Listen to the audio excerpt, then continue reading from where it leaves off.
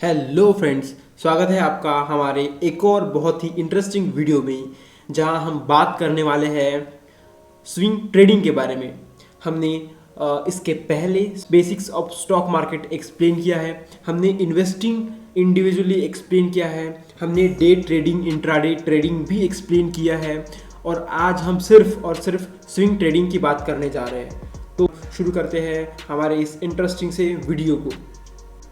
सबसे पहले हम जानते हैं स्विंग ट्रेडिंग होती क्या है।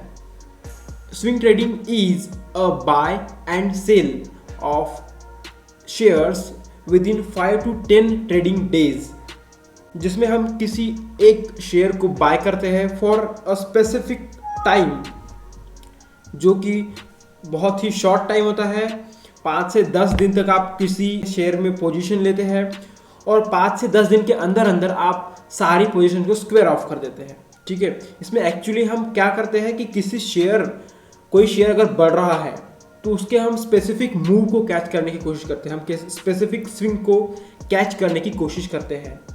तो अगर लॉन्ग स्टोरी शॉर्ट करके बताऊँ तो स्विंग ट्रेडिंग मतलब उस टाइप की ट्रेडिंग होती है जिसमें हम 5 से 10 दिन तक किसी एक शेयर में अपनी पोजीशंस बनाते हैं और किसी स्पेसिफिक मूव को अचीव करने के बाद ट्रेड से एग्जिट हो जाते हैं। ठीक है, आगे बढ़ते हैं।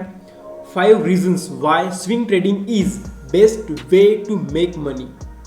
5 ऐसे रीजन मैं आपको बताऊंगा कि स्विंग ट्रेडिंग क्यों बहुत अच्छी ट्रेडिंग मानी जाती है पैसा बनाने के लिए। ठीक है, सबसे पहली चीज रेगुलर मनी। क्यों? क्योंकि आप 5 से 10 दिन के अंदर अपनी पोजीशंस बना के स्क्वायर ऑफ कर देते हो, तो ऑब्वियस सी बात है कि आप प्रॉफिट लेके ही जाओगे। ओके, तो रेगुलर फ्लो ऑफ मनी होता है, फास्ट रिजल्ट्स होता है। फास्ट रिजल्ट आपको लॉन्ग टर्म इन्वेस्टमेंट जैसे 5 साल 10 साल वेट नहीं करना है, आपको 5 से 10 दिन के अंदर अंदर ही रिजल्ट मिल जाएंगे कि आपको प्रॉफिट हो रहा है कि लॉस हो रहा है। तीसरा, करेक्ट मिस्टेक क्विकली, क्योंकि स्विंग ट्रेडिंग एक बहुत ही फास्ट मतलब not too much time consuming है, तो हम आसानी से अपनी गलतियां मिस्टेक्स पकड़ सकते हैं और करेक्ट कर सकते हैं। इजी टू लर्न, सीखने के लिए ही बहुत आसान है। आपको ना तो दिन भर अपने कंप्यूटर स्क्रीन के सामने बैठना है और ना ही आपको बहुत सारे इंडिकेटर्स पढ़ना है, बहुत सारी चीज़ें सीखना है। बहुत ही ईजी है सीखने के लिए। साथ में इजी टू एग्जीक्यूट करने में भी बहुत ज़्यादा इजी है। और इसमें एक मैं बोनस पॉइंट ऐड करना चाहूँगा कि ये बहुत ही कम रिस्की है। देखो, आप इंट्राडे करते हो तो उसमें डेफिनेटली बहुत ज़्यादा चांसेस है कि आप लॉस करोगे या प्रॉफिट करोगे, मतलब वो बहुत ही ज़्यादा वोलेटाइल मार्केट होता है। बट स्विंग ट्रेडिंग में ऐसा नहीं होता, क्योंकि आप इसमें स्टॉक बाय करते हो तो स्टॉक इतने जल्दी मूवमेंट नहीं देता है, तो लॉस के चांसेस भी कम होते हैं।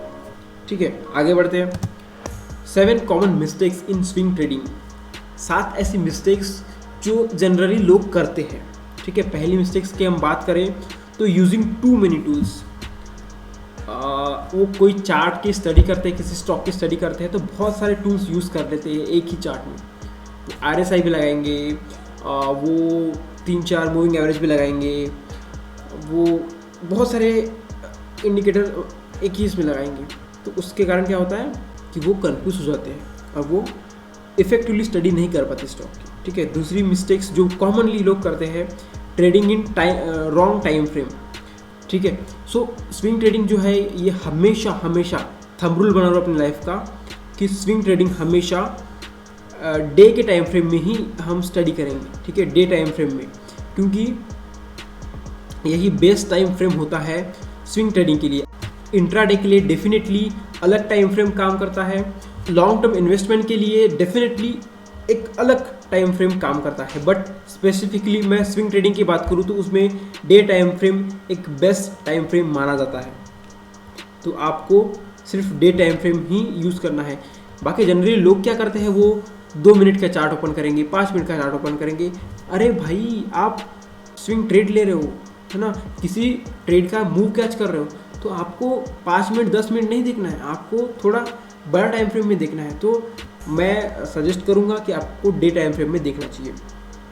तीसरी कॉमन मिस्टेक जो लोग करते हैं वो है holding if stock goes down, अगर कोई स्टॉक नीचे जा रहा है लेकिन वो उनका फेवरेट स्टॉक है और उन्होंने बहुत ज़्यादा स्टडी करके वो स्टॉक खरीदा है, और अगर वो स्टॉक नीचे भी जा रहा है तो लोग क्या बोलते हैं, ठीक है मैंने इतनी स्टडी की है और ये स्टॉक नीचे जा रहा है, मेरा फेवरेट स्टॉक है और मैंने इतनी स्टडी की है, तो अगर ये नीचे भी जाएगा तो मुझे डरना नहीं चाहिए।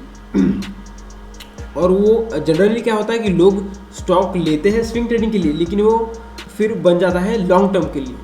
तो ऐसा नहीं कीजिए। अगर आप कोई स्टॉक खरीद रहे हो स्विंग ट्रेडिंग के लिए, तो आप उसको स्विंग ट्रेडिंग के हिसाब से ही ट्रीट करो। आपकी स्टॉप लॉस अगर मैच हो रही है तो स्टॉप लॉस ले और बाहर हो जाओ ट्रेड से, नहीं तो आप अच्छे स्टॉक के चक्कर में उसको होल्ड करोगे और वो और नीचे नीचे जाता जाएगा। ठीक है। चौथी कॉमन मिस्टेक जो लोग करते हैं, ट्रेडिंग ऑन न्यूज़ इवेंट। कोई न्यूज़ आ गया, कोई इवेंट आ गई, क्रूड ऑयल का प्राइस बढ़ गया या फिर कोई भी टाइप की न्यूज़ अगर आ गई तो न्यूज़ के हिसाब से वो स्टॉक खरीदते हैं। नहीं मेरे भाई, ऐसे न्यूज़ ऐसे अफवाहों पे आपको ट्रेडिंग नहीं करना चाहिए। आपको प्रॉपर स्टडी करके ही ट्रेड लेना चाहिए। चौथी कॉमन मिस्टेक जो लोग करते हैं वो है रैंडम ट्रेडिंग। कभी भी ट्रेडिंग कर लिया, जब मन चाहा तब ट्रेडिंग कर लिया, है ना। महीने भर तो इतने बिजी है कि आपने देखे ही नहीं कि स्टॉक मार्केट कहाँ जा रहा है, और अचानक से आपकी इच्छा हुई कि मैं चलो ट्रेड ले लेता हूँ और आप रैंडम ट्रेडिंग कर लेते हैं। ऐसा भी मत कीजिए। No back tested strategy. आप कोई भी स्ट्रैटेजी नहीं बनाते और ऐसे ही रैंडम ट्रेडिंग कर लेते हैं, तो ऐसा भी मत कीजिए फ्रेंड्स। ये बहुत गलत ट्रेडिंग का वे है। Risking more than they can afford. देखो ये जो मिस्टेक है ना, मैक्सिमम लोग करते हैं कि अगर वो 5,000 का रिस्क ले सकते हैं, लेकिन क्या होता है कि उनका एक तो फेवरेट स्टॉक होता है और उन्होंने बहुत ज़्यादा स्टडी की होती है वो स्टॉक पे, वो बोलते नहीं मेरा 5,000 का लॉस हो रहा है, लेकिन मैंने जो स्टॉक लिया है वो बहुत अच्छा है तो मैं इसको होल्ड करूँगा। तो उनकी रिस्क एपेटाइट होता है 5,000 का, लेकिन वो 10,000 तक उसको होल्ड करते हैं कि उनका लॉस 10,000 तक हो गया, फिर वो होल्ड किए जा रहे हैं। ऐसा मत कीजिए फ्रेंड्स। आपने स्टॉक को स्विंग ट्रेडिंग के लिए लिया है तो आप उसको स्विंग ट्रेडिंग के हिसाब से ही ट्रीट करो, और आपका स्टॉप लॉस या टारगेट मीट हो रहा है तो आपको ट्रेड से एग्जिट हो जाओ।